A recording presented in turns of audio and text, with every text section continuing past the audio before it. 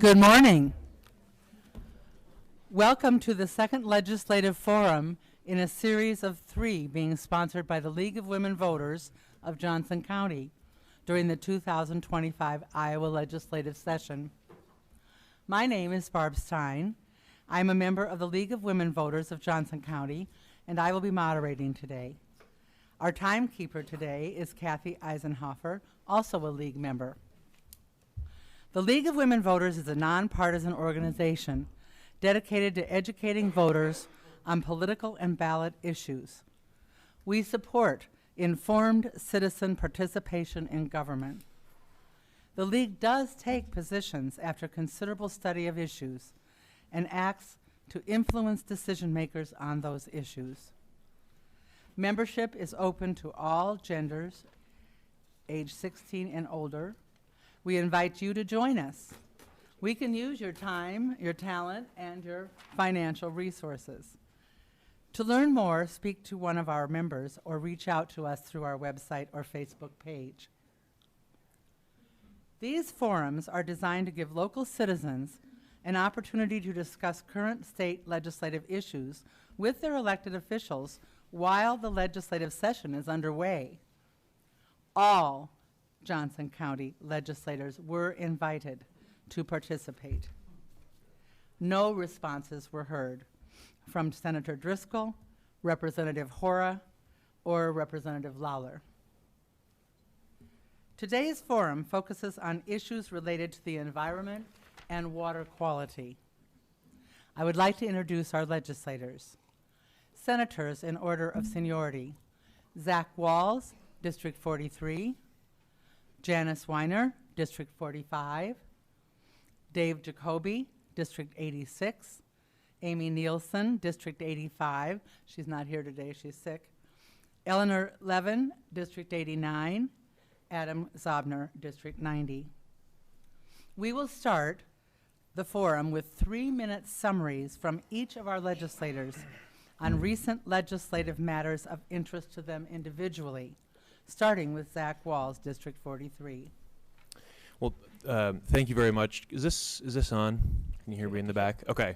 Do I have to hit this? I don't know. Is that working? Is that working?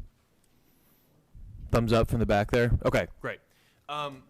First of all, good morning, everybody. It's lovely to see all of you. Thank you all so much for coming out to Coralville. Dave and I provided the donuts in the back to say thanks for coming back to Coralville. Please eat them. I can't take them all home with me. Our bills are moving fast and furious in the legislature. Right now, we're about 2 weeks away from the first funnel, which is the first legislative deadline for legislation. And so I think all of us have had probably more subcommittees than I can count in the last week. And a few things that I want to make sure that we call your attention to. Earlier this week, Iowa Republicans introduced and passed out of subcommittee Senate Joint Resolution 6, SJR 6. SJR 6 would amend the Iowa Constitution to remove IWIL, the Natural Resource and Outdoor Recreation Trust Fund that was approved by voters back in 2010. The trust, despite having never been funded, does still exist and would be a mechanism for raising the revenue that's needed to do all kinds of important outdoor conservation projects.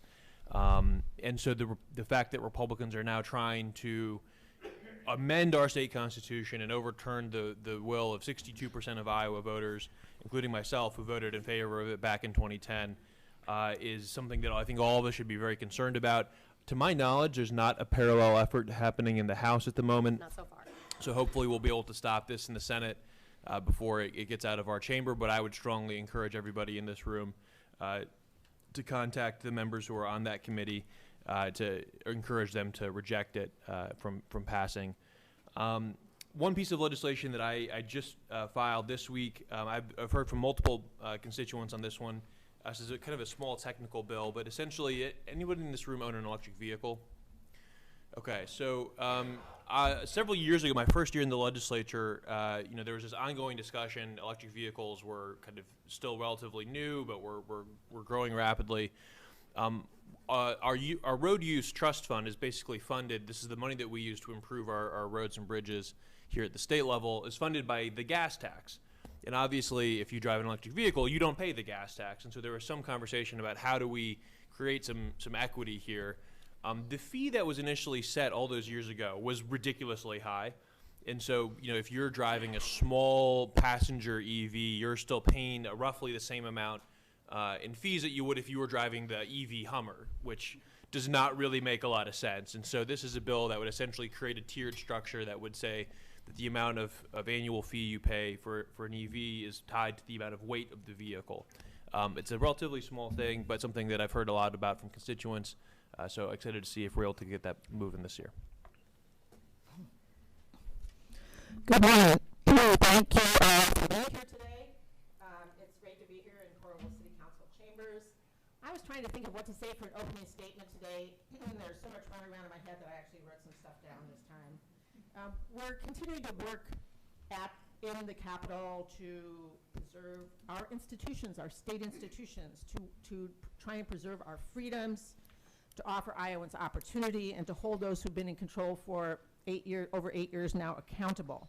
It's particularly disappointing that our colleagues aren't here today, that some of our colleagues aren't here today, not just because we're Democrats and they're Republicans, but because we're all Iowans and we're all Americans, and there's a heck of a lot going on right now that really impacts us all as Iowans and Americans. So Senate Democrats are going to continue to work on things like wages and housing and family leave and child care and public schools and unemployment and clean water. We're going to continue to defend against what I call the hate wars, like a bill that's coming this coming week in the House and probably soon coming in the Senate that would strip gender out of the Iowa Civil Rights Code, and then who knows what after that. We will continue to fight for funding for cancer research, just as we're fighting on the federal level to keep NIH funding here, because we all know that we shouldn't be holding big corporations like Bayer, giving them a free pass because we have a cancer plague in this state. We're second highest in the nation and the only rising cancer rate, and what's now referred to as the Cancer Gag Act should not be allowed to go forward. And at the same time, even as I represent the state, we can't keep our eyes away from what's going on in Washington, because it does impact Iowans too.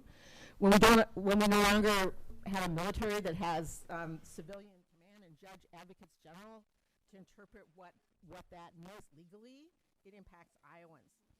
When Republicans in Washington are trying to pass a budget that's going to strip money from Medicaid and SNAP, how will Iowans deal with that? 50% of Iowans in nursing homes are on Medicaid.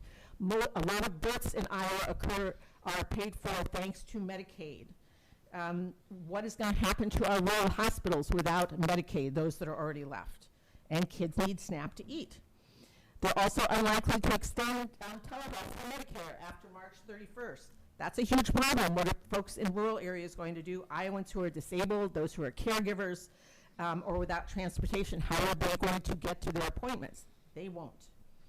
When researchers are fired from Iowa State who are doing important work on ag and bird flu, that's a problem for Iowans. When NIH grants are throttled here at the University of Iowa and all our data is being sucked up by people in Washington who shouldn't have it, that's a problem for Iowans. So I could go on, and I probably will later. But please know that we will continue to do our very best in Des Moines to stand up for Iowans and all our interests, both as they impact the state level and as they intersect with the federal level. Thank you. Thank you. Representative Jacoby. Thank you. That was a great presidential speech. Sign up there. Thank you so much for being here this morning. My name is Dave Jacoby, state representative for here in Coralville and Western Iowa City. I serve on the Ways and Means Committee. I'm the ranking member. I also serve on Natural Resources, Higher Education, and Government Oversight. Strangely, under Governor Reynolds, government oversight has not yet met. So, and I'd like to welcome you also to, again, as Zach did, to Coralville. I also want to welcome you to the opposite world, because today we learned that Ukraine invaded Russia. And we're also learning over the last week when we're in Natural Resources Committee and others that clean water has nothing to do with the cancer rates in Iowa.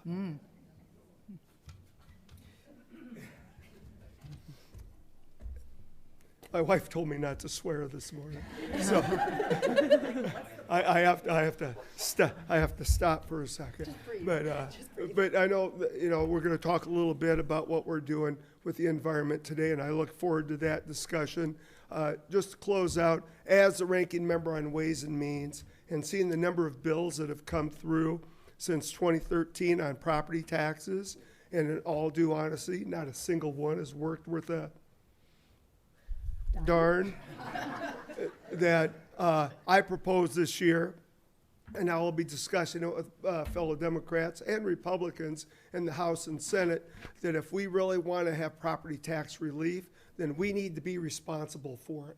In other words, at the state level, we should give everyone a $1,000 rebate check, because the cities, counties, and schools are paying millions of dollars for unfunded mandates that are brought upon them by the state. Then the state should back that up and give every homeowner a $1,000 rebate and every renter a $500 rebate.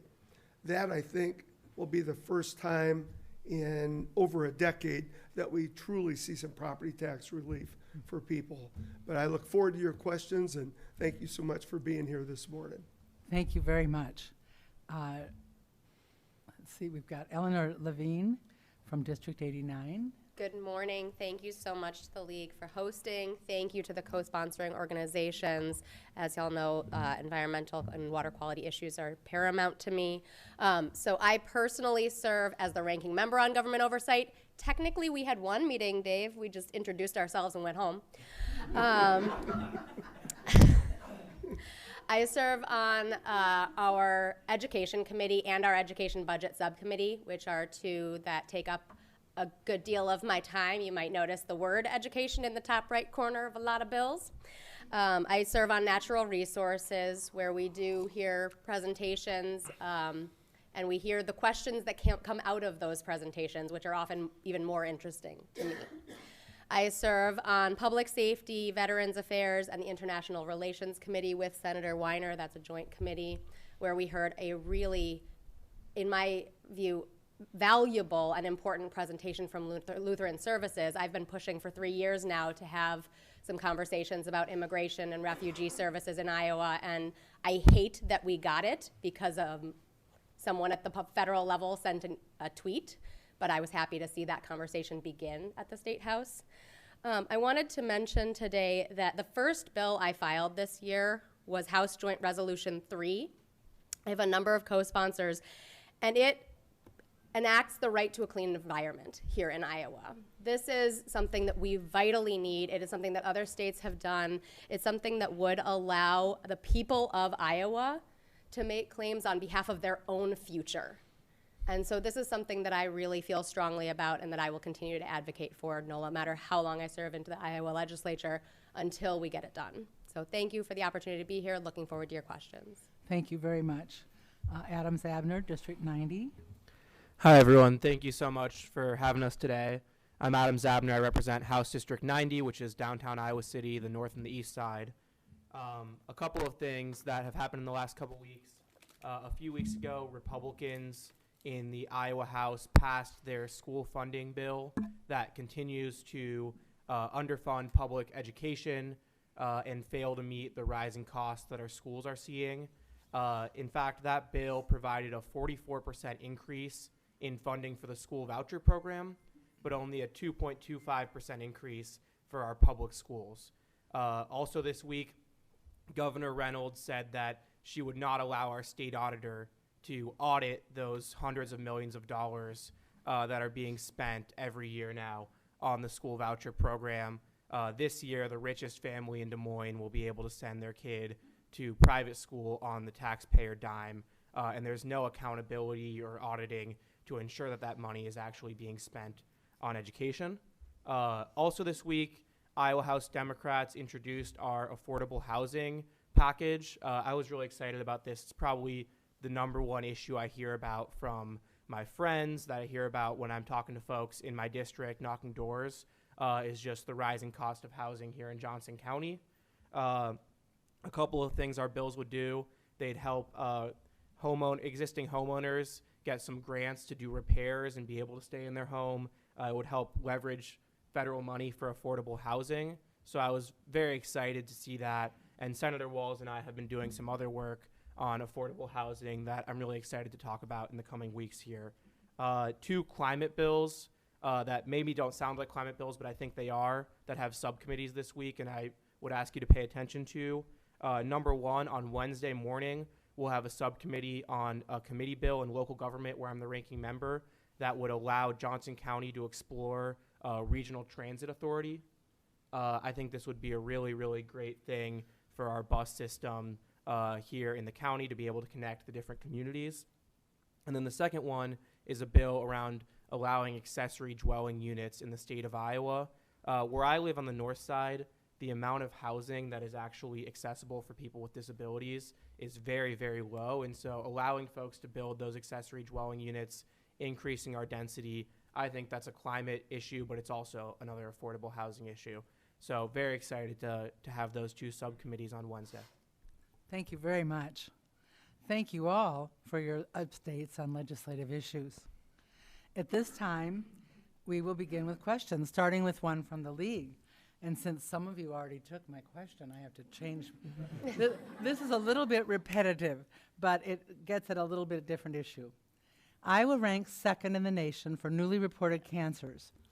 The Iowa Environmental Council reports that the risks of nitrate in Iowans' drinking water is not being reduced with the farmers' voluntary conservation practices. Research in the past decade provides evidence that long-term exposure to nitrate at levels even below the current rule of 10 milligrams per liter can be linked to the increased risk of birth defects, colorectal cancer, and bladder cancer. Yet we do not hear much about reducing that level. Are there any bills that might lead to better management of nitrate level in our water? What can citizens do to draw attention to the impact of nitrate in our drinking water?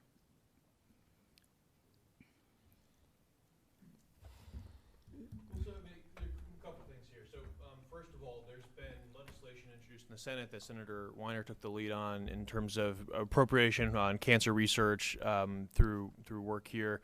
Obviously, there's, I think, huge questions around the federal government's decision to freeze and cut a lot of NIH, NSF funding that is really important for actually providing the support for that research, which is a huge problem. I mean, the immediate threat at the moment is for sure the Republican attempts to axe Iowa. That's one thing that I think we already talked about that a little bit, but again, I would strongly encourage every person in this room to contact legislators to urge them to reject this legislation before it gets out of committee, let alone to the floor. Because even though the trust fund hasn't been funded yet, you know, its simple existence means that every time there's a conversation about tax policy in the state, that is a part of the conversation. And so I'm confident that if it remains on the books, it will eventually get funded. And so I think those are the key things right now that are right in front of us. I'm not personally aware of any legislation that Republicans have introduced to try and ameliorate this. So, you know, at this point, you know, I'm not holding my breath. But I think the thing that we can do, there's, I think, strong bipartisan support to protect Iowa. And that's where I think our energy over the next few weeks should really be focused. There's one bipartisan sponsored bill. It may seem like a small thing, but in the House, led by State Representative Tracy Ellert out of Lynn County, that would designate Triple Negative Breast Cancer Action and Awareness Day as March 3rd annually. This is a personal issue for her as she spent the past 18 months battling triple negative breast cancer. But these kinds of awareness and action events can be really productive in bringing stories to light, in making sure that people are aware and not letting folks fall by the wayside and not just letting our rates rise without any accompanying rise in action. Just 2 things about cancer. First of all, we have access to the HPV vaccine now, you know, literally a vaccine that stops people from getting cancer. I don't know what more we could ask for. And Republicans are pushing anti-vaccine legislation that would make it harder for people to get that vaccine. I can't think of anything more wrong-headed than, having fewer people get vaccinated with a vaccine that prevents cancer. The second thing, our community here in Johnson County received $190 million in funding last year from the National Institutes of Health to study very important diseases, including cancer. And there's groundbreaking research being done here in our community to help people with cancer and also to look at prevention. Donald Trump, through his actions, has put that research in jeopardy. Thousands of jobs, thousands of spin-off companies. And, our federal representatives to this point have said nothing. And I think that is deeply disappointing. We're here at a public meeting where folks can ask us questions. To my knowledge, Representative Miller Meeks has not held or scheduled a public meeting this year. And I think that's really problematic when we're talking about $190 million that comes into our community to make the world a better place when it comes to diseases like cancer. So specifically to the point on nitrogen, however weak it may be, the Iowa nutrient reduction strategy was just updated this year for the first time since 2017. It's supposed to have been updated to include an extended 3-year rotation, and it reflects increased access to data and new practices, including a precision ag tool to optimize and reduce nitrogen application. I don't know to what extent it will be helpful, but it is the first update in 8 years to it, and it focuses on nitrogen. I also did introduce a bill that was introduced last year as well on both sides that has to do with protecting the riparian areas to reduce flow. So that, because it won't go anywhere, but it's in there. So there's a variety of things going on, but a lot of them aren't in the legislature. I'd really refer you to the case that most of you know about that Jim LaRue has prosecuted and continues to work on, because I think that's a very important effort that he's undertaking with respect to the porous karst area. But and he gave the DNR a chance to respond. They didn't, so now he's taking it to district court. So we need to use every tool in our toolbox. 2010, I will. Wow, I was so young and exuberant there. Think, wow, we're gonna have some solutions. Just a slight corrections. Iowa's #1 in the cancer rate in the country. We are #1. We are #1 by far by incident of population. Frankly, the government has suppressed the numbers for a couple of years, the exact same way the COVID numbers were repressed and not properly reported. We are #1 in the nation in incidence of cancer. What's frustrating for me is the number of things we learned from the 2008 flood. The number of things we learned about what's in the groundwater, what's in the soil, especially because the nature of that flood was different than in '93 when the rains come straight down on top of you. These are rains on the watershed from the northwest that flow to the southeast. And we learned what was in that water and where it was coming from. We learned what we needed to do, and we haven't been successful in doing anything in remediating that. In terms of the advocacy portion of the question, I think particularly with relation to the cancer rates, keep in mind that someone who's in the middle of battling cancer is not necessarily in a position to be the best advocate because they're dealing with a whole lot. And so if you see someone and you know someone, tell those stories. Bring those stories to your legislators. Bring those stories to the Department of Health and Human Services. Bring those departments to the DNR when they have opportunities for comment, because we can't rely on folks who are battling for their lives to also be the ones advocating. Okay, thank you all. Now it's time for audience questions. Barb, can I did somebody not speak? One brief. Sorry. Janice, have we filed Cindy's constitutional amendment on citizen referenda yet? Oh, we If she have it. hasn't- If she hasn't yet, she will have. And we have it very in the soon. House. Yes, Senate Democrats and House Democrats are going to be introducing an amendment to the Constitution that would allow for citizen referenda. This has obviously been an issue that the only way currently that citizens get a vote is if you have an actual constitutional amendment, which can be very difficult to pass through the legislature. And obviously, you know, this would be a very long-term strategy, but figuring out some way to use citizen initiatives as a way to actually get IWIL funded and to create some of these requirements for that would be useful in cleaning up the water is, I think, another long-term piece of the puzzle. That's HJR 5 in the House. Yep, thanks. Thanks, Barb. Yeah, that's a good one. Okay, we will now accept questions from the audience. We will start with the representatives from the invited groups. So the Grannies and Climate Advocates, Silt, and Sierra Club. So the Grannies would be first. Good morning. I'm Deb Schollerman from You the can line up 100 at the- Grannies. Speak up. Is it on? Oh, turn it on. I don't know, but I can't hear you. Is it now? Is this better? Speak up.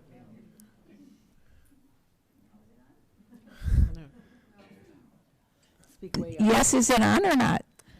Did I yell? It might be It on might for be the working online. for the TV crew, but it's not. Okay, okay. So, Broadcasting it. Deb Schollerman from the 100 Grannies. Again, a water question. And I have another one later if we have time. We have over 800 impaired waterways in Iowa. We know by now that voluntary efforts have not been effective in reducing water pollution. The proposed clean water bill states that medium and large CAFOs must have a water pollution permit to monitor waste released into the waterways.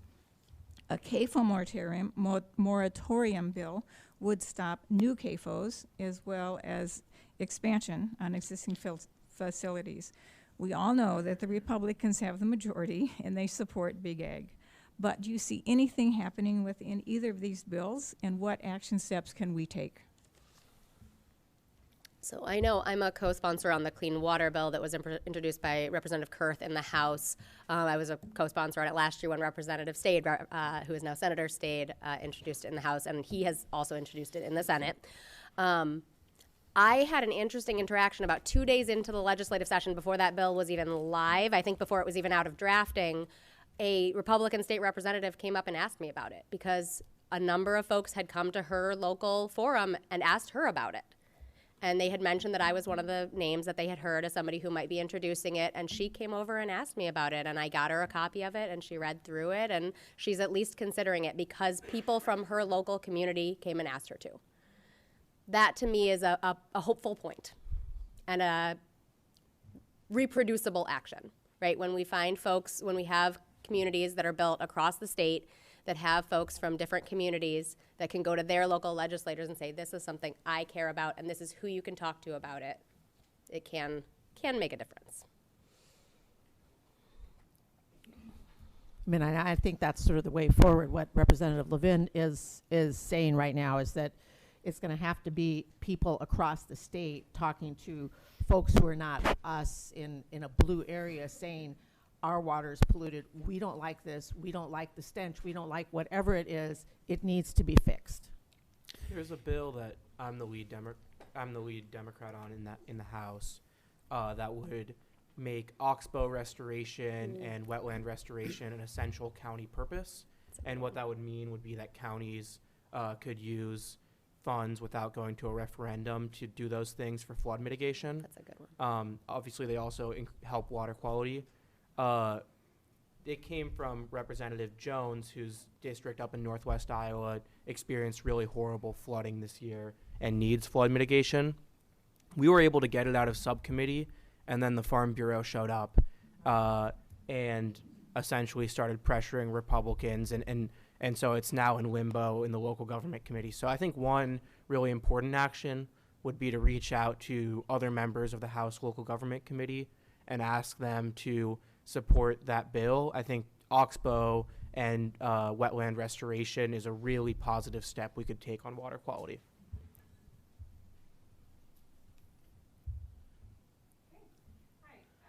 First of all, thank you all for giving up your time on a Saturday to be here to hear your constituents and answer questions that we have. You know, it's really uncertain times right now, and this is really important to us. I'm Brianna Horsey, and I'm the director of the Sustainable Iowa Land Trust, also known as SILT.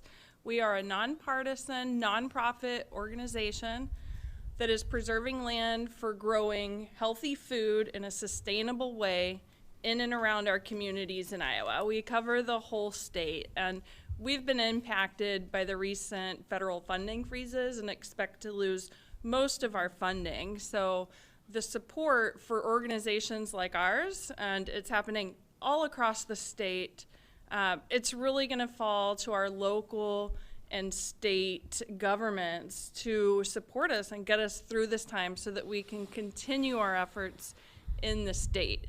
My question is, with the recent loss of these grant funds that have supported our land trust, what steps are you taking to ensure continued funding for conservation programs and sustainable initiatives in Iowa and in your community? Can you share more about the funding that you're losing or that's been jeopardized? Sure, yeah, we're supported by 3 different federal grants. So all 3 of them are through the USDA. One of them is a land access grant that supports 3 staff within our organization and 3 staff through subgrantees. And so with that funding, we're doing work in Des Moines, Waterloo, and Cedar Rapids, and we support regional coordinators within our organization to work with landowners who want to protect their land for growing food. We also support 3 full-time staff through our subgrantees. So we work with organizations in each of those communities that provide land or farm business navigators that work directly with farmers, producers that are growing food in their communities to access the resources that they need to build their business and be successful and access funding. We have another federal grant that is through the Farmers Market Promotion Program that is allowing us to help promote local goods around our communities and support the farmers. And our third federal grant is through SARE. That's the only federal grant that we have right now that isn't frozen. How do you spell that? SARE. And with that grant, we're doing research with our farmers and producers in Iowa to address their needs and barriers so that we can provide resources to them. So the first 2 are both frozen and the third one's not yet. Right. Okay. Yeah, it is an issue across the board right now with nonprofits.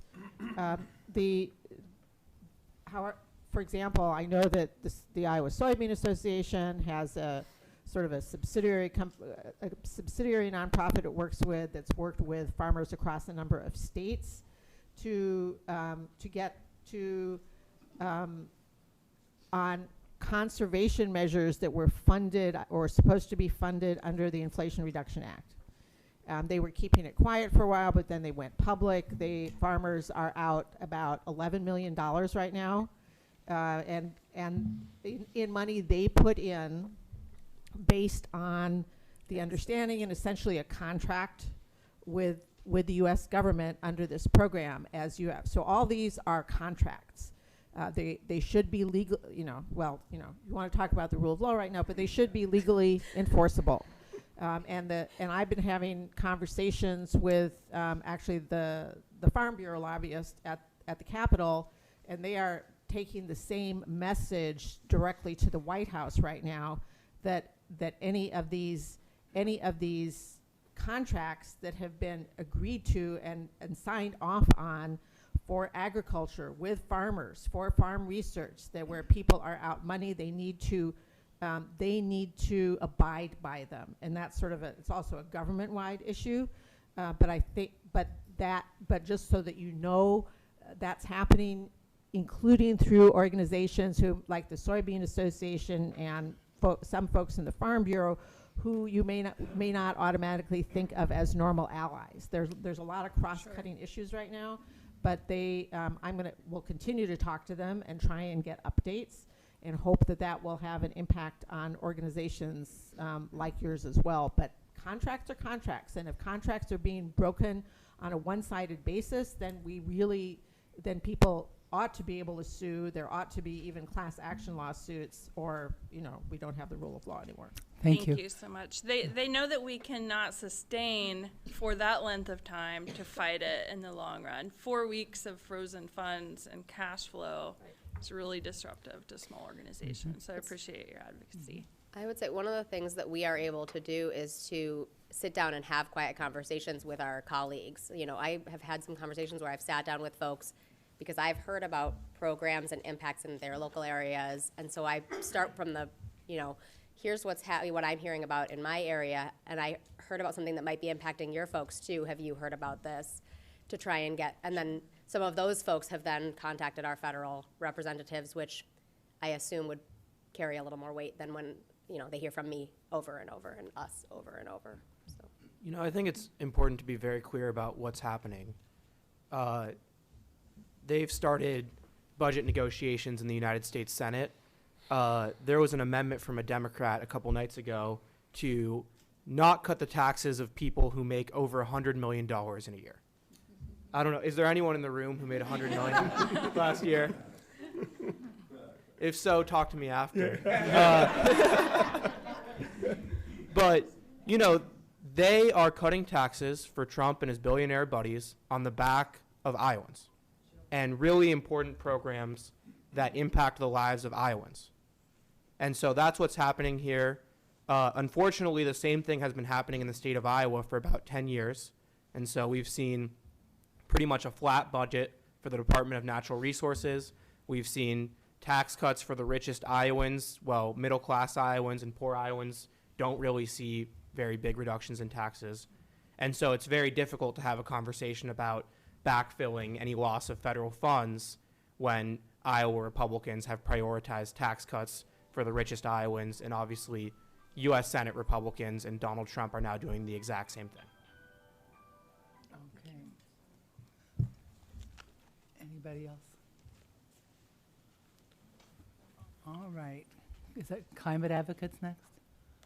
Yes.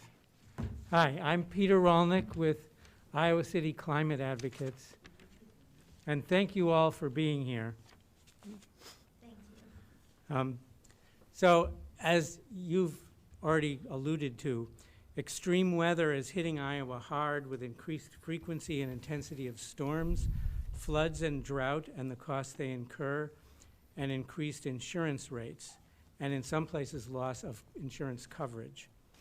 We need to reduce emissions dramatically in the next few years, and there is a lot that can be done, and new ideas are being developed every day.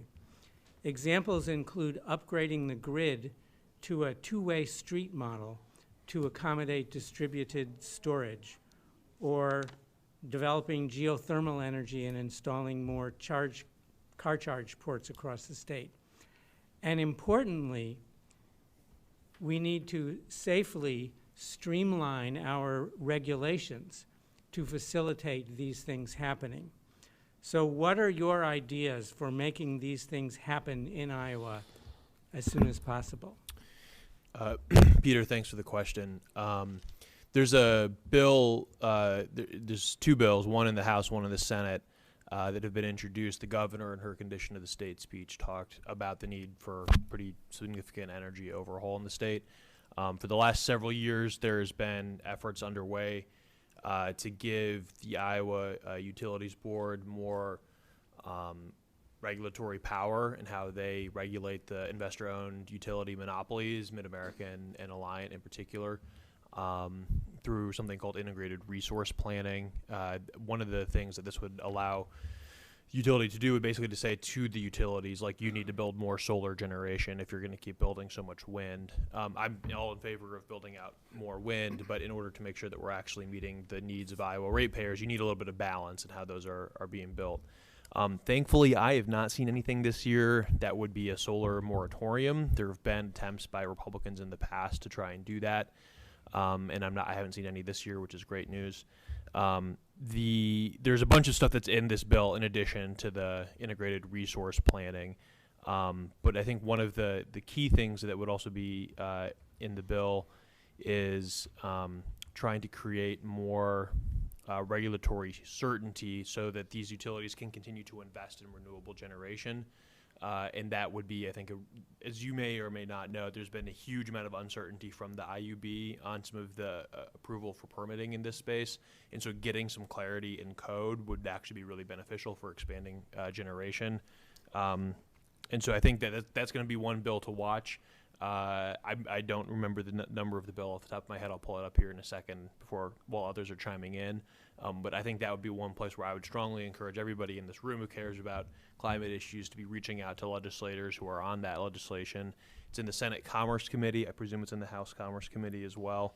And that's where the legislation is going to be. Thank you. That's good. Yeah, integrated resource planning, I think, is going to be really key. I think there are also companion bills on community solar right now. Yep. In both the House and the Senate, also in the Commerce Committee, which would also be a positive step forward. Yeah, we passed a community solar bill unanimously out of the Commerce Committee a couple weeks ago now, which is a really great step. That would allow Iowans to pay into large-scale solar and then receive the benefits. I think household solar is great, but there's obviously benefits to utility-scale solar that you can't really get on a household. The other thing I think is important, we have 10 counties in the state of Iowa now where you essentially cannot build a renewable energy project. I think that's wrong. I have legislation drafted that would say, here are the maximum siting requirements you can have for wind and solar.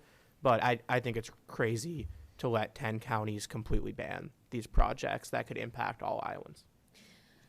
I learned a lot about microgrid technology and about the improvements that have been made to battery storage that are now making it possible for generated energy that is not coming from fossil fuels to power us through the night, to power us through the day, to power us through whatever comes our way. Montezuma, Iowa received a grant they were approved in March of 2024 to become the first microgrid in Iowa, and I've been kind of following that project. It seems to be a little stalled at the moment. I can't imagine why. But I'm looking forward to when those folks are able to kind of show the impact that has on their schools, on their municipal buildings, and on their residents' lives. I'm hoping that that's a model that other communities will be able to follow. It has it has great potential for municipalities like Coralville and Iowa City. It's so much greater for small towns and rural areas like Montezuma. And I'm really excited to learn more about that and see how that project progresses. Thank you, Peter. Welcome to the strange Bedfellows show. Because what's happening now with insurance companies is more people are being awakened to climate change, whether they wanted to recognize it or not.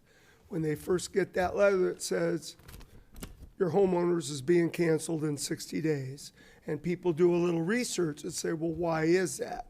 Well, because of the natural events that have happened in your zip code. And that's how they're boiling it down. In zip code where I live, I lost my homeowners coverage and had to go to a different company. Wow. Because it's by zip code and by claims and by all the actuarial science. But the actuarial science, I think, is going to help us. Because now I think people are paying a little more attention to the climate change. Now, car insurance is going the same route. I have a feeling it's probably because of the way my daughters drive more than climate. But yeah, I think it's going to help us in the long run because people are paying attention that weren't necessarily paying attention just a few months ago. With solar, every year we deal with the solar tax credits and whether we couple or decouple with the federal tax credits. Now, the uncertainty at the federal level leaves us hanging in the DC arena, but the least we could do in Iowa is couple our tax credits for more than 1 year at a time. So people that are adding or developing solar for residential don't have to have that question, check the box or not check the box every year. There's one thing I would add on the federal piece too. So as you're well familiar, the Inflation Reduction Act provided a massive amount of subsidies to Americans all over the country who took the step to put in appliances that were more efficient. My wife and I had our furnace go out after 25 years after it was installed in our home a few weeks ago. And so we had it replaced with a heat pump, which is eligible for like a $2,000 tax credit, which is good because those things ain't cheap. Now, there's an open question at this point as to whether or not that tax credit will still be around in, 10 months, and I'm able to actually claim it on my taxes next year. So I've already reached out to Senator Grassley's office as a constituent to make sure that they know that that's something that I'm watching, and I would make sure that all of us are reaching out to our federal delegation to make sure that the tax credits that a lot of Iowans are currently using to make energy efficient improvements to their homes are not on the chopping block, or that they're at the very least included, grandfathered in if there are any budget cuts that involve getting rid of those tax credits. Thank you. Is there a person coming up? Okay.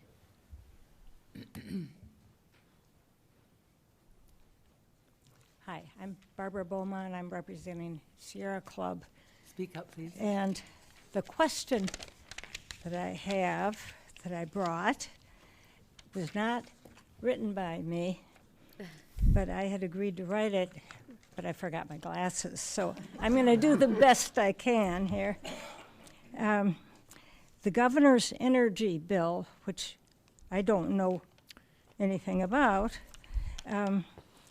is especially onerous, odious, and I'm pretty sure it's complimentary. I have my glasses. there's still more adjectives in there. Yeah. Where are you? Whole list Number of one? adjectives for that bill. Okay, question number 1. The governor's energy bill is especially onerous, odious, and obnoxious in many ways. Who wrote this? Jim? The non-contested integrated resource plan will leave out public input and lead to high rates. The incentives for nuclear reactors will bring back the most dirty, dangerous, and expensive type of energy. And biodigesters will encourage more and more larger CAFOs. What Iowan taxpayers are asking for increased pollution and higher gas and electric rates? That is, okay, what Iowan taxpayers are asking for increased pollution, higher gas and electric rates. Question 2, a separate bill, HF 404, supports community solar projects, which is good for citizens without homes or those whose homes are not compatible with solar panels. Even though utilities oppose it, does this bill have a good chance of passing this year? Can I go? I am. The microphone is not. Here, I can repeat the question. So the first question was about the governor's energy bill and some criticisms that the Sierra Club has of it. And the second question was about community solar, which the Sierra Club supports, and whether or not it'll pass. We talked about community solar earlier. I'm very excited that it passed unanimously out of the House Commerce Committee, and I'm hoping that this is the year we get it to the floor. There's all types of people, like renters, who can't necessarily access household scale solar that would be benefited by a community solar legislation. On the governor's energy bill, it's a really long, complicated bill, and there's a lot in there, and there's pieces that I like and pieces that I don't like. I did vote against it last week, and really for me what it comes down to is this. We had a week where it was negative 10 degrees, and I think what most Iowans were thinking was, what is my energy bill going to look like at the end of the month?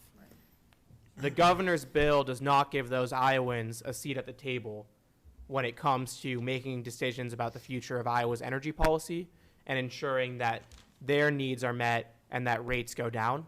That's why I voted against it. I think that there will still be a lot of changes to this bill. It's definitely not ready for prime time, and so it may change, and my view on it may change, and I want to be clear about that.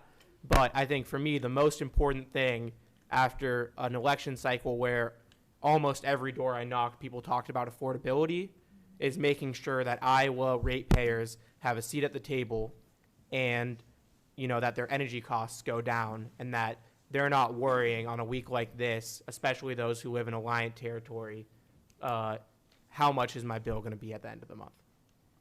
So the version of this bill in the Senate is Senate Study Bill 1112, and in the House it's House Study Bill 123. So that's super easy to remember. As Representative Zabner mentioned, there are a lot of different provisions of this bill. I think there's like 9 divisions or something like that. I mean, it's a very comprehensive piece of legislation.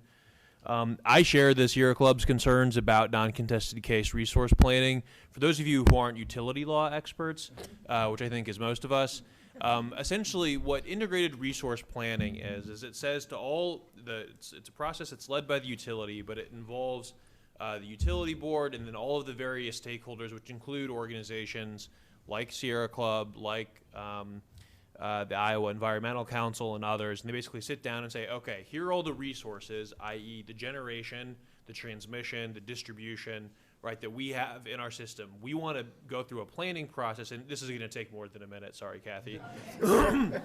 We need to go through our planning process in an integrated way to make sure that everybody understands what we are planning to do over the next however many years, how all of these pieces are going to work together.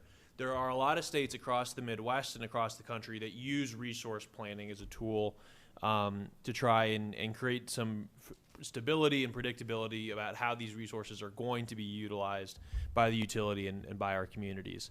A few years ago, there was a lot of energy around this topic in the Iowa legislature, and so the legislature, because it was unable to come to a conclusion on what it wanted to do, did one of its favorite things, which is that we commissioned a study. The study, we hired some very fancy consultants and economists. They went out and did a bunch of research. They came back. They brought us like a 250-page report that I'm sure a total of 4 people read. But the primary recommendation in this 200-and-some page report was that we need to do integrated resource planning. All right, that's integrated resource planning. What is a contested case? When you have a contested case before the Iowa Utilities Board, essentially you have a legal proceeding that involves like lawsuits being filed. Now, they're not like a traditional lawsuit where, you know, this all happens within the legal structure of the Iowa Utilities Board. But it has the legal binding power of law. So the arguments that are being made and the facts that are being determined and the outcomes that are being decided all happen in the setting of like a literal legal proceeding. If you have, and this is what's currently in the governor's bill, a non-contested case, basically the utility decides what it's going to do, and the rest of everybody else, we're just making suggestions, right? So that's the distinction. So Representative Zabner is absolutely right that we want a contested case version, if at all possible, in the IRP process, because that's what's going to actually give us the ability, give us a real voice in the determination of what's ultimately going to happen. So I totally agree with that. To the second question, the second part of the question, which was I think about nuclear power, you know, there may just be some differences of opinion on this. I personally have more concerns about coal-powered fire plants than I do about turning Duane Arnold back on. We're at a point now where we need to retire the remaining mid-American coal plants. We need to do it as fast as we possibly can, and if that means turning Duane Arnold back on and retrofitting that, if that means expanding our solar, our wind, then like that's what we need to do. And so that's personally my view on the nuclear situation. And then on the digesters, you know, there was a bill a couple years ago that you know, essentially began some pilot projects. I think the idea that this is ever going to be more than a very, very narrow amount of manure being processed, I think is wrong. Just transporting manure is very expensive because it's heavy.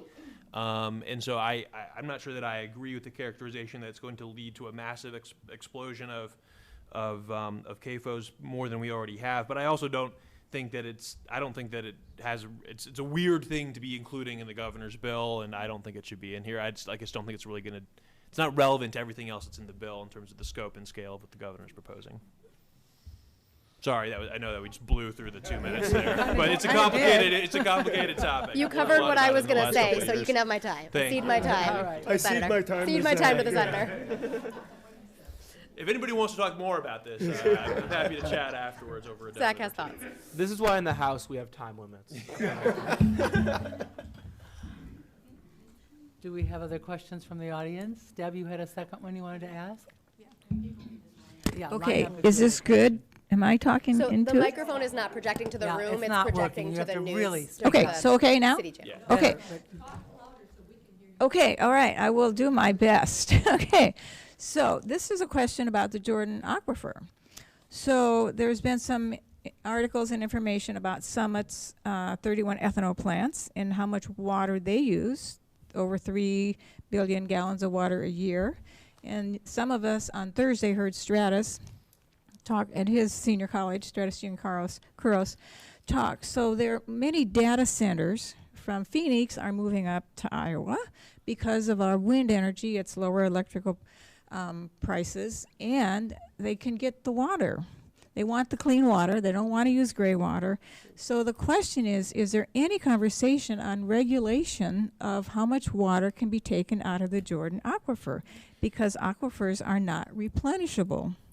Yeah, Deb, it's a great question, and honestly, that should be a part of the conversation. Because I mean, by the way, just to be very clear, the governor's utility bill is very well understood as a data center bill. I mean, fundamentally, I think that if you're looking at what's happening behind the scenes, what's happening is you have this explosion in artificial intelligence. You have these big tech firms, Microsoft, Google, Facebook. They're all in this race to build, the most advanced artificial intelligence models. That requires a lot of data centers that they're using to train these AI deals, and they require a lot of energy. And so that's part of what's been fueling this conversation in Iowa. I mean, we need to figure out some way to get these companies all print money. I mean, they make hundreds of billions of dollars in profit collectively every year. If they want to come in and be taking advantage of our abundant resources in wind and solar, let's have a conversation about how they can use some of those profits to clean the water that they're using. Maybe they can use some of the surface water instead, and maybe get a twofer there. But it absolutely should be a part of the conversation. So Deb, I'm really glad you brought this up, because right now we aren't at a point where that is part of the conversation. We are at the point in the conversation where we still need to know, we need to map our aquifer system, and we need to know exactly what resources we have. We need to know how abundant or not abundant they are. The fact is that there are many other states that have done this work, and then it is taken into consideration when planning for the future, because as you said, well, yes, technically an aquifer is replenishable. It is not replenishable on like a human timeline. It is replenishable on a universal timeline.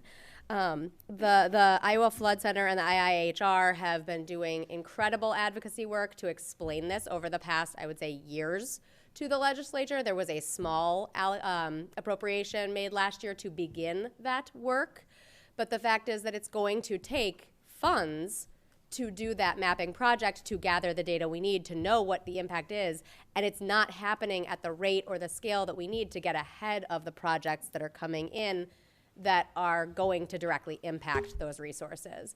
And so from my perspective, that's something that we need to be pushing on a daily basis for those funds for the Flood Center to finish that work, so that we know what those resources are before we spend them.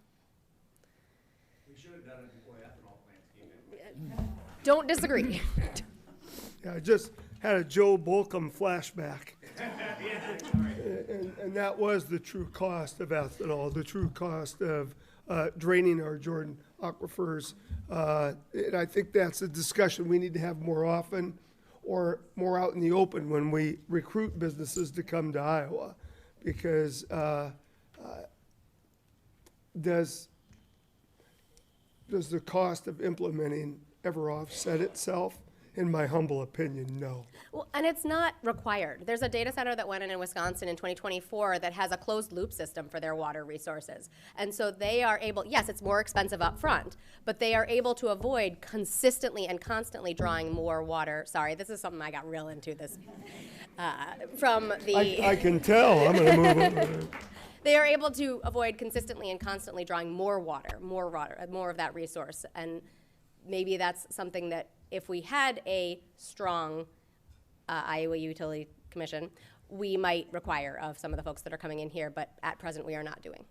Yeah, and my understanding is that that it may be that the new one that's going in Cedar Rapids is doing that. I have heard But- that raised. But, I mean, we're facing another sort of cart before horse question. There are many cart before horse questions facing the legislature. Another one of them is we talk about trying to increase funding for things is the fact that we're already running a deficit budget. Because having cut the income tax and having gone to this so-called flat tax, the goal, the governor's goal and the goal of many of our Republican colleagues is to sort of make it all fit within the revenue that is projected to come in. All of the governor's budget is bigger than the proposed revenues for the next couple of fiscal years, rather than figure out what sort of model will actually work for Iowa. And she's applied the same overlay to her so-called Doge Commission, which is what does she want it to do? She wants it to make sure that everything we do won't endanger the new taxation regime, as opposed to figuring out what is going to help Iowans in all areas and work best for us. Great, you have really important issues. Please speak up into the microphone. Yes, is the microphone working? The microphone or- is not going into. Yeah, it's so going I'll into- just talk. But it, no, I- but yes, it is I can going, talk it a is lot. going People to, are watching. They it is going to the online. You need Okay, to do both. great. Yeah. So, and I will certainly follow up with each of you regarding the status of our grants to make sure you're aware. But on another issue that's not just affecting our organization, food miles, we know that how far our food comes impacts our environment and our water quality, our soil, impacts climate change, but also tariffs, inflation right now. Families can't afford grocery store food, and we know that supporting our local food systems is what is going to reduce our carbon footprint. So I would like to know what legislative efforts are being supported to promote locally grown food and land access for those who want to grow food in our communities.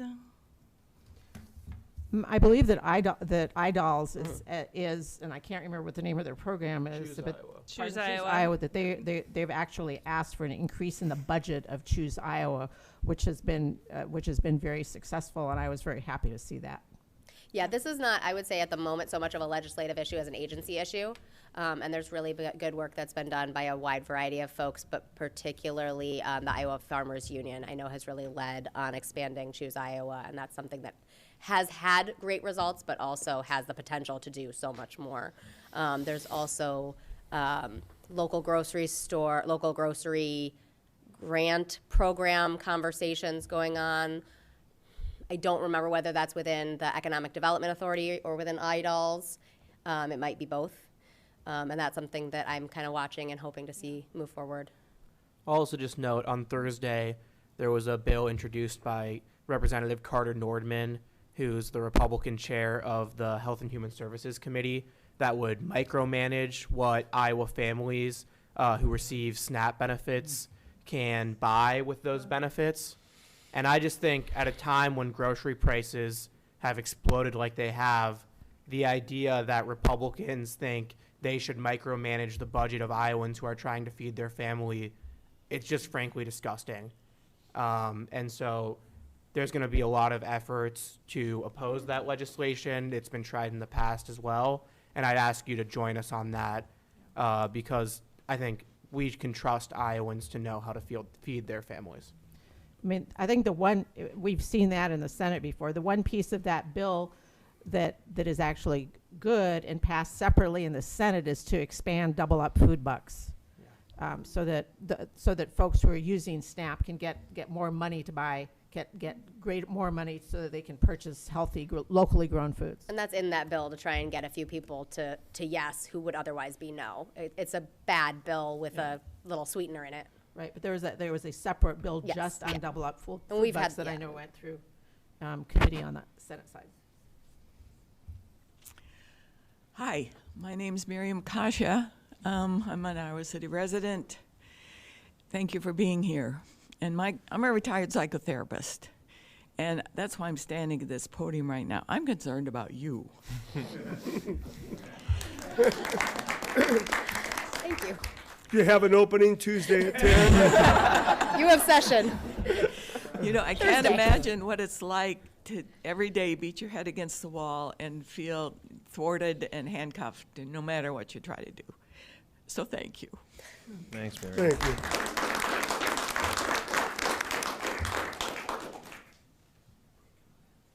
Hi, I'm Susan Enzel. I'm from Iowa City and also a member of the League of Women Voters, but I'm speaking here personally. I understand that we have a bit of a surplus in our Iowa Treasury still, just a tiny bit, and like $2 to $3 billion. I sort of get lost on the numbers. I would like to point out that I think it is obscene that we have that amount of money in the budget, or not in the budget, but in our bank account that is just sitting there. That speaks to me of greed on the part of an administration that sits on top of money that we have already paid through sales tax, property taxes, and income taxes to go to programs in this state. I would like to hear your creative ideas for what we might do with that $2 to $3 billion surplus to get it back to the people, back to improving the state, rather than cutting property taxes. So super quick. The budget that Republicans have proposed is going to take a big bite out of what's there, in part because income tax receipts are starting to really decline rapidly because of the tax cut that they gave, and with the biggest beneficiaries of which were obviously the wealthiest Iowans. So while the point is exceptionally well taken, that surplus, which by the way, this is actually mostly not, tax dollars that you and I have paid. That's mostly Biden bucks that were socked away effectively.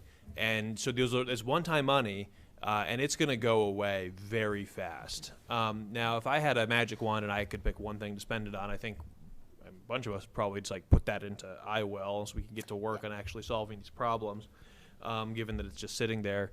But I think it unfortunately, and again, so this year, the reason that the spending on vouchers is going up 44% is because the Republicans when they wrote the law into place, they basically, each year that goes by, the income limits for whether or not you qualify for the voucher get progressively higher, and then this year they go off entirely. So if you were, one of the wealthiest Iowans who had your child in private school for the last 3 years, now you're getting a check from the state to pay for your tuition, which, by the way, probably also went up during that time, so it won't actually accomplish the stated intention of the program, which, is something that we've been talking about the whole time.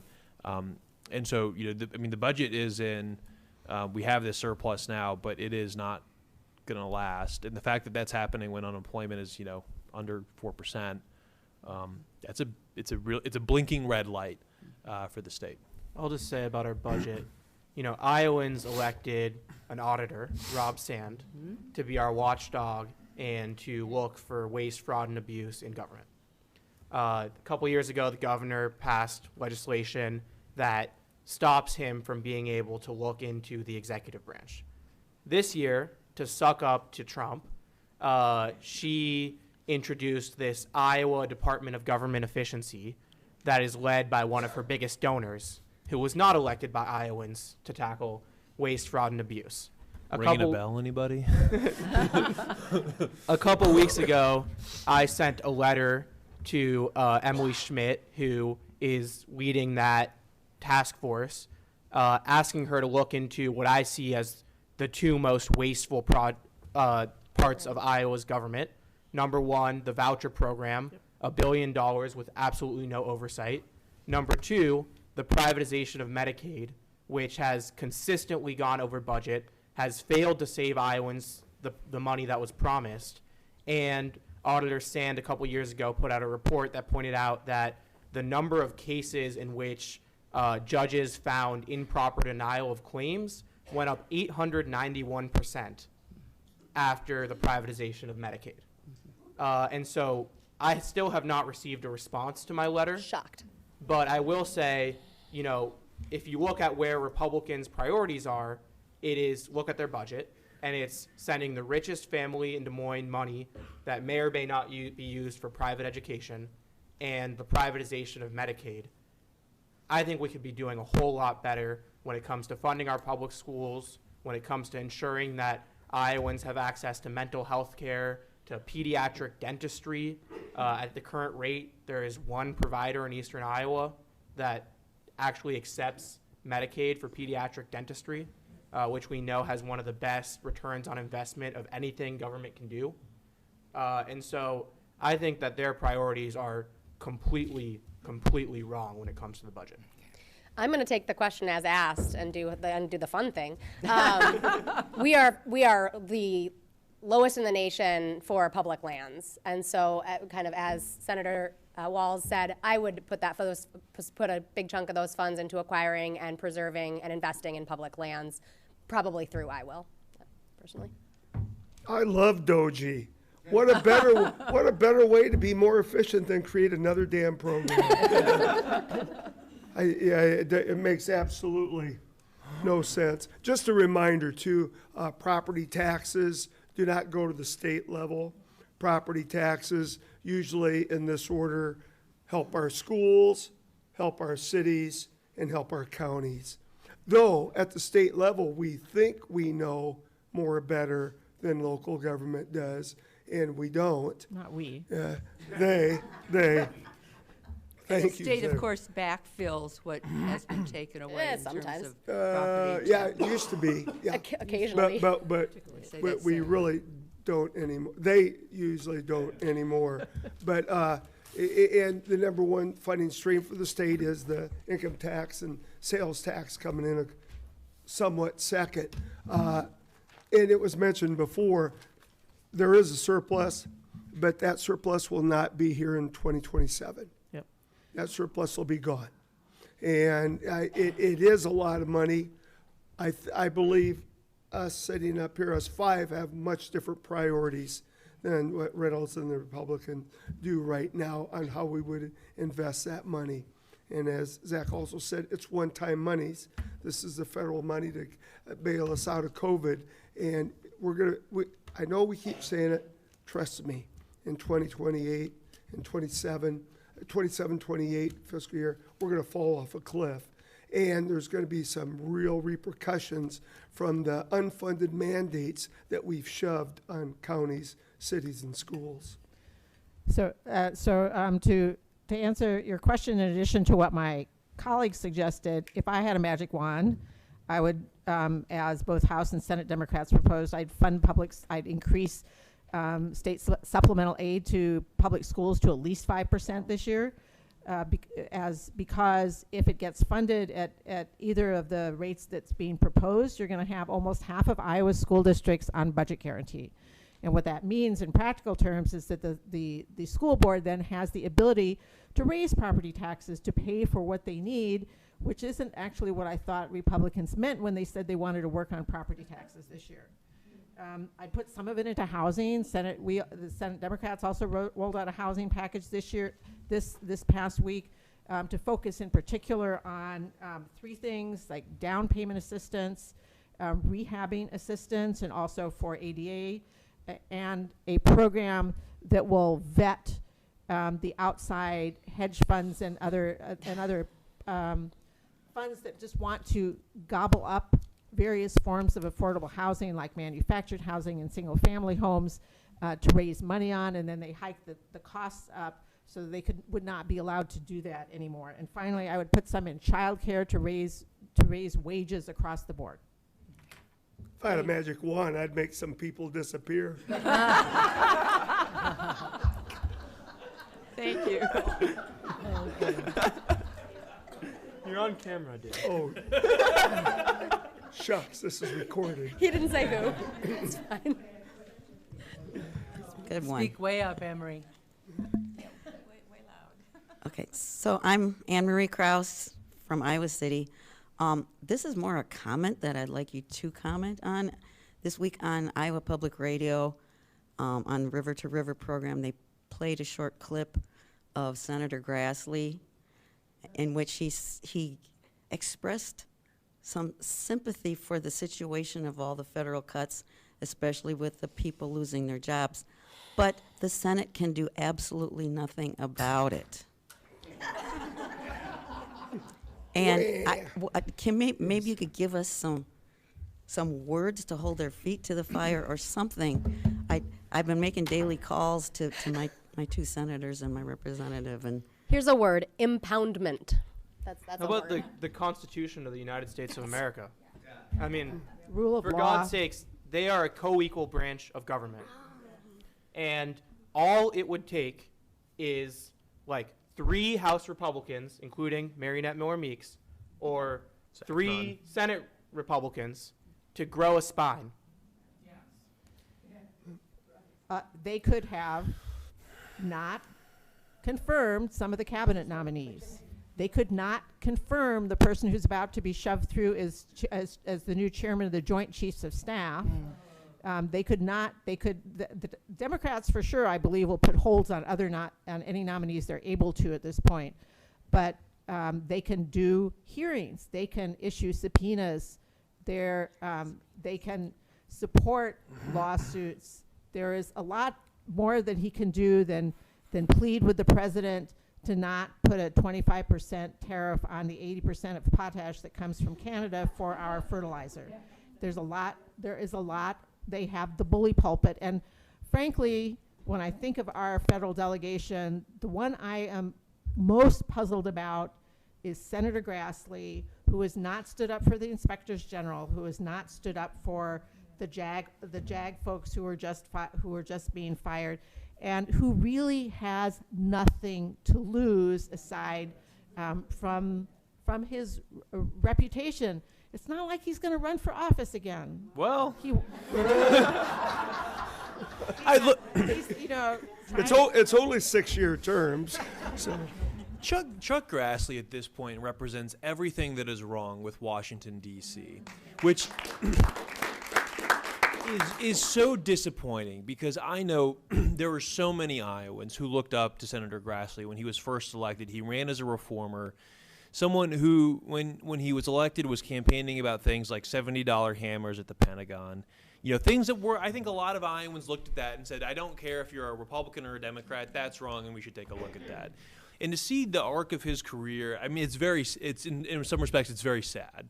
I mean, I would probably really go back to 2009, 2010, the first Obama term, when he decided to oppose the nomination of Justice Sotomayor, which is the first time in his career that he had ever opposed a Supreme Court nomination. And you've seen over the last 15 years his slide from being an independent voice for Iowans to someone who negotiated in bad faith on Obamacare, who then got behind Donald Trump, something that would have seemed, I think, been unimaginable, 15 years ago.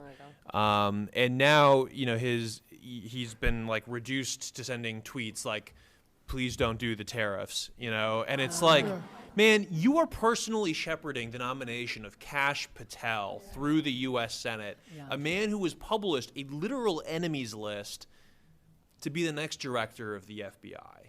You have power. Do something. And it's a really sad story, and it's happening at the expense of a lot of Iowans and people all over this country. To your point, Zach, he refused to even meet with Merrick Garland when he was nominated to be a Supreme Court justice. And when I wrote to him, because his voicemail box was full, when I wrote to him asking him specifically to oppose the nominations of people like Gabbard and Kash Patel, he wrote his staff wrote back in a clearly cut and pasted letter, because it was different fonts, that Patel had been thoroughly vetted. And I wrote back and said, with all due respect, Senator, the financial disclosures that he filed after the deadline show funds from China, funds from others. He has not been fully vetted, and you can take the lead in ensuring that the FBI is not destroyed. Yeah. And the deal that Marionette Miller Meeks, Chuck Grassley, Joni Ernst are making is that it's worth it to, get rid of safety people at the FAA and make our planes less safe. Get rid of people, inspecting baby food at the FDA, so that they can give tax cuts to Trump and his billionaire buddies. That is the deal they've made. And I, for one, am committed to doing everything I can so that Marionette Miller Meeks does not go back to Congress in 2026. Okay, Peter? I want to turn the direction here. One of the things about Citizens Climate Lobby, which Iowa City Climate Advocates is a chapter of, is that we are nonpartisan. And I have plenty of personal feelings about various politicians. And I make use of those in my communications with them. But as a member of Citizens Climate Lobby, I believe that it's true that we cannot get good climate policy that's partisan. It has to be bipartisan to be resilient and stay there. And Zach, we've talked about this a little bit, and you gave me some good examples. But there's a lot that can be done a little below the political radar, where, and Eleanor, you also gave an example with a Republican who you talked to. I'd be interested to hear examples of where you have had or see the possibility of some success of bipartisan efforts that can address the environmental issues that have been discussed here. So if you view, I mean, I talk to people all the time at the subcommittee level and others on the side to try and make bills better, to try and make them less bad. If you want to come back to the cancer issue, because ultimately that is really, if we get into the research, that is an environmental issue and should be a nonpartisan issue. I've been talking to Senator Clemish from Spillville since the beginning of session. You're on Human Resources, aren't you? So, and he promised me at the beginning of the session that he was going to file a bill that would deal with cancer research funds, because I knew that, you know, for no matter who I talk to, nobody's going to run my bill. And he did file this past week his bill that is would create a new tax on vaping products and that are currently untaxed, and some other tobacco products that are currently untaxed, with most of the funds coming from it earmarked for cancer research.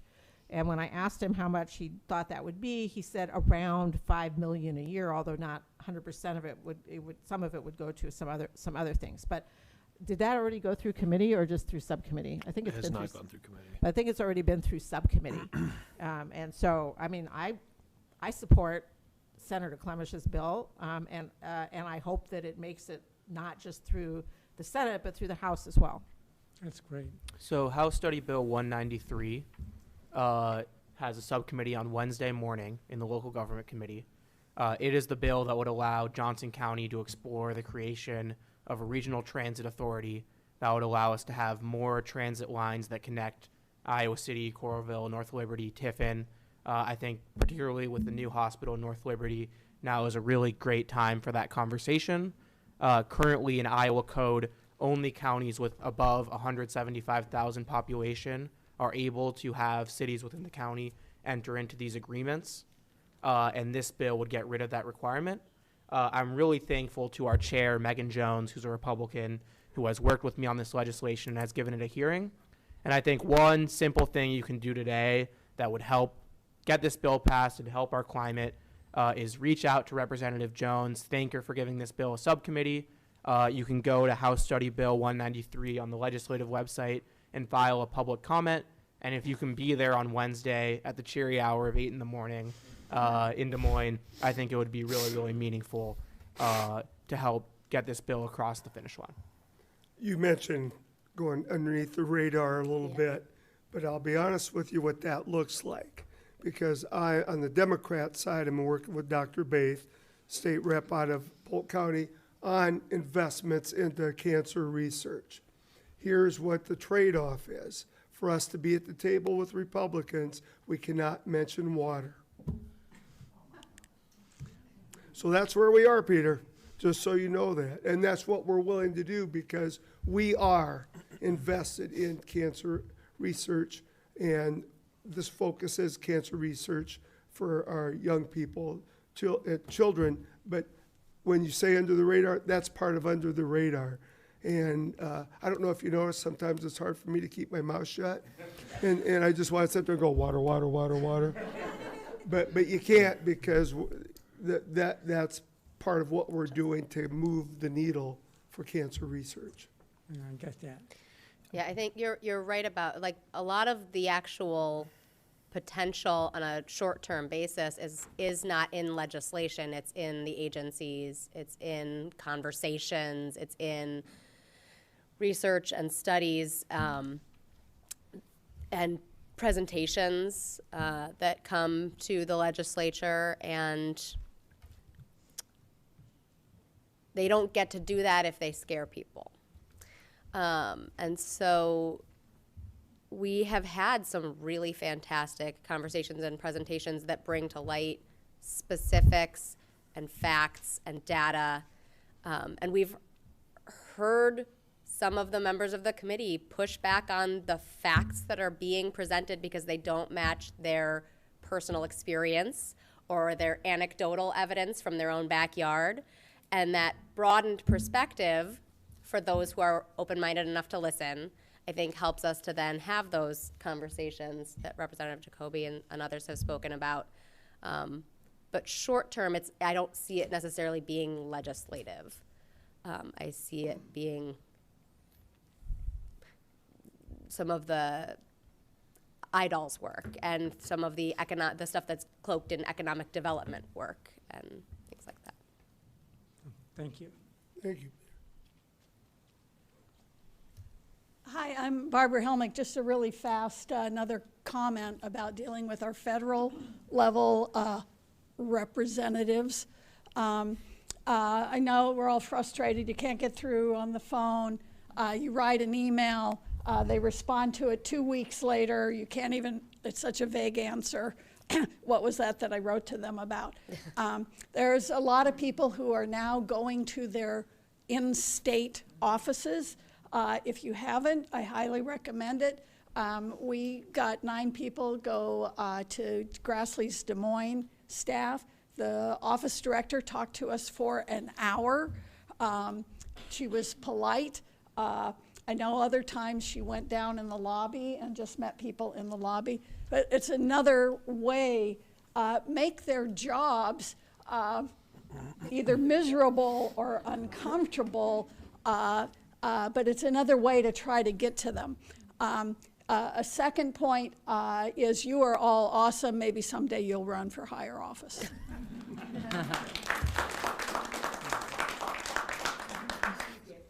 Barbara, if I can just underscore one point. I mean, I understand that it can feel somewhat fatalistic reaching out, not getting a response, not getting a clear answer. But I will say it is super important, right? Because what's currently happening is the Trump administration and Elon Musk are doing a lot of very unpopular things.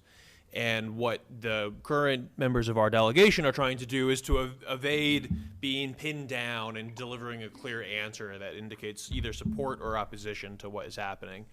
Eventually, they do have to actually face questions, and so the volume of outreach is really important. So thank you for what you're doing in terms of reaching out and being engaged in that process.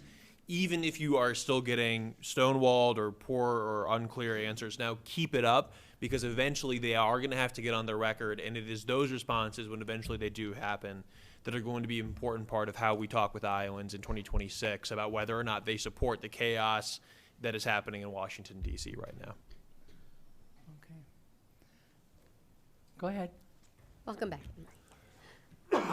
As a retired teacher librarian in the Iowa City Public Schools. Speak up again.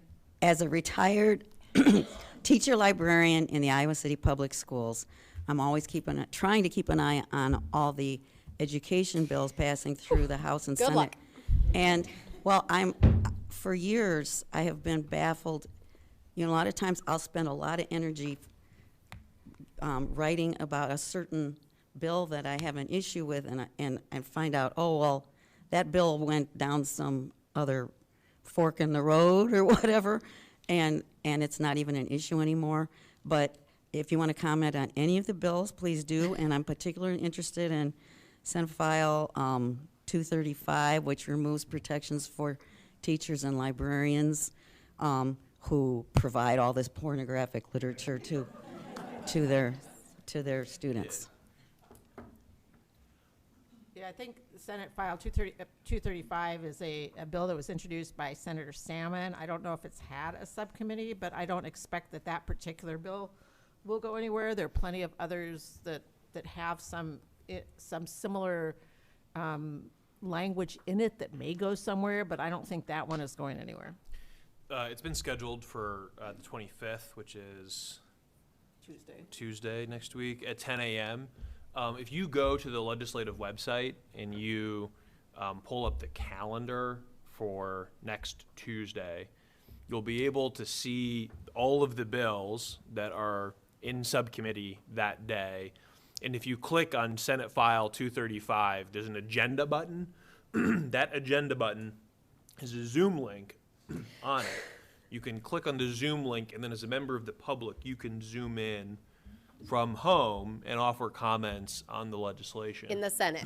In the Senate. You can't do that You can't in the do that on House. House bills. But You can't do please- it on Senate bills. So, but if you're going to Zoom in and you want to be let in and you potentially want to speak, please make sure that your Zoom is labeled with your first and last name, and that you weirdly capitalize your first and last names, because they are now not necessarily letting in everybody who doesn't use don't ask. But anyway, just so you all know, if you want, but then what the subcommittee chair should do is say, if you are on Zoom and you would like to comment, please raise your virtual hand and we will get around to you. And just kind of on that point, we had some follow-up conversations with the league about doing some kind of tutorial on the legislative website. We're still trying to figure out the right way to do that, but we're still trying to figure out how to make that happen. Anne Marie, thank you. I know you and I have kind of had a little back and forth on your list of bills you're trying to follow, and I just wanted to say in person, thank you for your work trying to keep up with the insanity, because that's our job. It's not yours, and you should be able to trust that the legislature has your best interest at heart, and the fact that it doesn't I want to apologize for that. One thing you all ought to be careful of is that the House tends to run about a zillion bills and the Senate does not. So while some things will go the other way, while the Senate will pass something crazy that the House will then also pass, it may be sort of a better barometer to say what is the Senate of all these crazy bills that have made it out of committee or have been voted on the floor in the House, which ones are actually ever going to get a committee, subcommittee, committee hearing and a floor vote in the Senate, because it's a much smaller subset. Brad Friedoff, Johnson County, Coralville resident. Question on the Forest Reserve bill. We're trying to do all these great things with tax reform, but we're putting it on the back of very important parcels of land that are in private ownership that provide tons of ecological value, services, air quality, water quality, and the amount of money that they are going to generate by taking that Forest Reserve program out and begin taxing that is so minuscule. What can be done to stop that or dissuade them from increasing that? This is SF-17, Brad. Yes. For what it's worth, they've scheduled a subcommittee on it back in January. I don't think Ways has met yet. Ways and Means normally doesn't meet until after. So the bills that are deal with taxes aren't subject to the same deadlines as everything else. So they typically start meeting in March, and then we'll go March and April. They'll get their funnel stuff through. Yeah, that's right. First funnel's March 7th. So my guess is that Ways would meet the week or two after that. Look, I think that's a totally reasonable question. Thankfully for you, one of the senators from Johnson County is on that bill. Unfortunately for us, she's not here today. But I think you should for sure reach out to Senator Driscoll and talk to her about it. Was she invited? She didn't. She turned it down. So yeah. Anyway, you should for sure reach out to Senator Driscoll and ask for some conversation. The Forest Reserve program, for everyone's knowledge, is a program that you don't pay property taxes if you leave land in Forest Reserve. I believe it dates back to like 1906. So it's a really long-standing program, and if you think about what that means, it means some really old trees that we want to keep. I'm not on the committee anymore, but the last 2 years I was the lead Democrat on the Natural Resources Committee, and I was continuously amazed how much the members of the public want access to public lands and the outdoors and the beauty that our state has to offer. This year, there was a conservation bond on the ballot. It received 78% of the vote, which I believe was more than any candidate on the ballot in Johnson County. And so this is a really big deal for people to have access to the outdoors, and the continued Republican attacks on public lands and then programs like the Forest Reserve program it's really wrongheaded. I think you have a benefit in that it is my understanding when this came up 2 years ago that there are some House members benefiting from that program, and I think they are good, quiet advocates for it. I don't have personal names or anything, but yeah. I really appreciate Adam bringing up that the conservation bond beat me by 2 percentage points. We'll talk after the meeting. What confuses me to Brad's question is not only I'm the ranking member on Ways and Means, and this comes up almost every year in different forums. What surprises me more is not the fact that they are given a tax break, which is very, very minuscule, but it's about private ownership of land and property rights. The people that own that land have the right to determine what goes on in that property. If they want to put that into conservation, I believe in you. My tang's all tangled up, then it's their right. It's a property rights question. And if people want to do that for conservation, then they should be allowed to. And it's just a stupid discussion from the get-go. We have time for one more question. Does anyone else have one? Yes.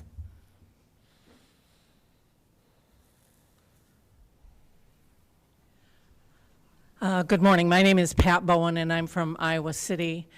And first, a comment that I'm very disappointed, as we all are in this room, that we don't have representation from those 3 Republicans that choose not to come. And so my question is, would it be helpful if we reached out to those 3 that represent Johnson County, even though they may not be our representative?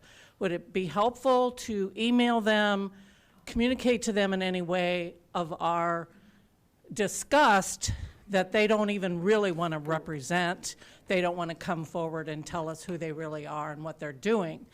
And then, as I've been sitting here thinking about this all day, it's like, are there any other areas of the state where Republicans do show up for their people and do have Republican Democrats in a joint room like this? Is that even happening anywhere in the state? And if so, it's just sad that we cannot have that here in Johnson County. Yeah, I mean, Barbara, when I was first elected, I represented all of Cedar County and several townships in Muscatine County, and made it a priority to spend a lot of time in Cedar County. I'd go to the Muscatine County Muscatine Community College forums that they held, even though I represented like 800 people in Muscatine County. I thought it was important to show up and to answer questions, and I was often the only Democrat, elected official who was on the panel or in the room. And look, you get different questions when you're in Muscatine County or Cedar County than you get when you're in Johnson County. You just do. But part of the job is showing up and answering questions from your constituents. And it's beyond disappointing. I think it's an abdication of duty and responsibility. And look, it's one thing, Representative Nielsen's sick. This is an anomaly for her. It's a different thing for it to be a pattern of absence. And it should be disqualifying. You saw that during the election cycle, that people didn't show up to forums. I have offered 4 of our Republican colleagues to attend and participate in their forums. I have one response saying, sure, but it's a 6-hour drive, and I won't mention his name, John Wills. but it lives in northwest Iowa. He said, "You sure you want to make the drive?" I said, "I'll be happy to." It doesn't have to be adversarial. Sometimes it's just different ways of looking at things, and there's going to be a handful of things that we agree on too. I think that's the opportunity we miss. And when it was asked by Peter earlier, that's an opportunity we miss at forums for some of these common denominators to come through and say, hey, this is something we can work on together. We're both all very busy, but let's work from this point forward to work at least on these topics. And so that's one thing I'm personally doing, reaching out, saying, I'll gladly travel to your forum. And in Johnson County, we could also have a forum in Tiffin, which is technically in the district for them, and in Johnson County. And maybe they would feel more welcome or be able to attend. I want to give a little credit to the league, which has, over the past 3 years, done absolutely everything in its power to try and make these forums bipartisan, including holding forums in Hills, in Tiffin, in Washington. Sending certified letters to be sure that no legislator missed out on their invitation. There have been exceptional efforts taken by this body to make sure that all of us are invited and have access to the forums. The only bipartisan forum we've had recently is the Johnson County Ag Business Group Forum. Also, just that's the only one they showed up to. Yes, that's the only one that has actually ended up being bipartisan. The only one that our Republican colleagues showed up to is the Johnson County Ag Business Group. So the fact that I will say, Pat, I appreciate the question so much, and I share your frustration. There are other parts of the state where there are more balanced forums. Sending an email telling someone you're disgusted about them, probably not going to change their mind. But representative is not supposed to just be a job title. It's supposed to be the job description. So, right, and the Republican senator. Right, Lynn County, they show up often. Cindy Golding sometimes shows up, doesn't? But yes, she goes to all of them. So Lynn County is a place where there is bipartisan participation. Scott County is a place where there is bipartisan participation. So it happens, and I mean, I think that reaching out to them is great. I agree with Representative Levin that maybe a productive way would be to say, really would appreciate hearing your voice on a few of the following issues, so that we can hear your views, so that we can get a more balanced picture, because we know that your party, we know your party's in charge right now. We need to hear from you too. Before redistricting, Representative Kaufman used to come to these forums up until COVID, and some of the best conversations I had were after the forum, when I would, talk with him on the side and say, can you explain this side issue to me? And we would have really good conversations. And honestly, that led to us having a decent relationship when I got into the legislature. And there's just no opportunity for that anymore. Well, that was after the forum. During the forum, Representative Kaufman and I had fun too. Yes. So, but it was a good conversation. Yeah, I remember those days. Yeah. All right, thank you. Well, thank you very much for all of these questions and those responses. It's been a very informative session.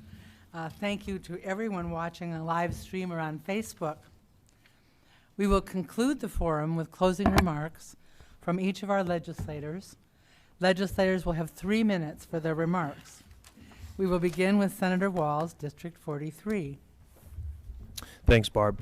Just thanks again to the to the league for organizing today's event, to the City of Coralville for opening their City Hall on a Saturday morning, and to all of you for taking time out of your lives to be here, and for all that you're doing in between these forums as well, to stay engaged with the legislative process here in Iowa and to contact our federal delegation about our concerns.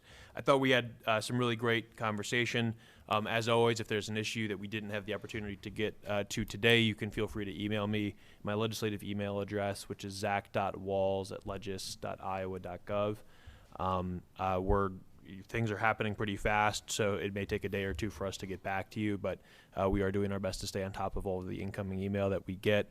I really do think that the number one thing, if I could encourage folks to engage in the process here in Iowa over the next couple of weeks, would be around Senate Joint Resolution 6 and the Republican attempts to overturn I Will. It's really important that we all make our voices heard when it comes to protecting the progress that we made in 2010. And then secondly, I would again encourage folks to speak up on Senate Study Bill 1112, which is the governor's energy reform bill in the Senate, and HSB House Study Bill 123 over in the House. This is legislation that could have very profound impacts on something that affects all of us, whether you live in Alliant Service Territory, Mid-American Service Territory, or like me, you belong to a rural electric co-op. This is something that's going to affect virtually every single Iowan. And so it's important that we have the best and most robust discussion about this legislation that we can. I'm glad that we had the chance to dive into it today and to talk about the various ways that these utilities are regulated. And again, happy to answer any questions offline that folks might have about this process as it moves forward over the next coming weeks and months. Thank you all so much for being here. Thank you. Senator Weiner? Again, thank you all for coming. Thank you for holding the forum. I know there's a very well-attended competing event happening or about to happen right now in Iowa City at the Angler Theater, where Senator Bernie Sanders is doing a starting and sort of oligarchs tour. He was in Omaha last evening to overflow crowds. I personally think that is what needs to happen, both on the state both by those of us who are here, who are out doing town halls and listening posts, and also by members of Congress on both sides of the aisle, because sitting in Washington isn't going to help. Having them sit in Washington is going to help any of us right now. We need to be able, and we deserve to be able to have an actual conversation with the folks who are representing us in Washington, and they deserve and need to hear our voices, which is why I really appreciate all of you being here and all of you staying involved in this at the state level. Sometimes it may seem a little bit like a sideshow compared to what's going on in Washington, but it remains really important. There are lots of really key issues coming up.